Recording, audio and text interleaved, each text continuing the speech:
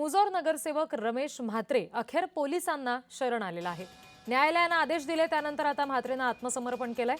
कल्याणच्या शास्त्रीनगर रुग्णालयामध्ये डॉक्टर आणि कर्मचाऱ्यांना मारहाण केल्याचं हे सगळं प्रकरण आहे, ज्याचं सीसीटीव्ही फुटेज आपण एका बाजूला बघतोय, तर दुसरीकडे मुजोर नगरसेवक रमेश म्हात्रे पोलिसांना शरण आला तेव्हाची दृश्य आहेत। डॉक्टर आणि इतर कर्मचाऱ्यांना मारहाण करणं रमेश म्हात्रे याला भोवलेलं आहे।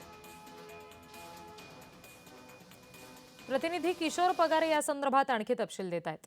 किशोर, रिधी डोंबिवलीतील महापालिकेच्या शास्त्रीनगर रुग्णालयात ड्युटीवर असलेल्या एक महिला डॉक्टर आणि 2 पुरुष डॉक्टरांच्या रमेश म्हात्रे यांनी मारहाण केल्याचा व्हिडिओ व्हायरल झाला होता। यावरून रमेश म्हात्रे आणि उपमुख्यमंत्री एकनाथ शिंदे यांच्या नेतृत्वाखाली शिवसेनेवर टीका झाली होती।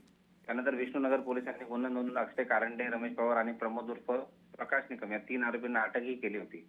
मुख्य आरोपी असलेले रमेश म्हात्रे यांच्यावर अटकेची कारवाई होत नसल्याने दबाव वाढला होता। मात्र यांनी पोलिसांकडून शरणागती पत्करली होती। त्यानंतर न्यायाधीश के.एस. कातकडे यांनी कल्याण कोर्टाच्या अंतर्गत त्यांना सुनावणीच्या दरम्यान त्यांची तुरुंगात रवानगी करण्याऐवजी वैद्यकीय कारणास्तव रुग्णालयात रवानगी केली होती। त्यानंतर त्यांना न्यायालयाकडून जामीन मंजूर झाला होता।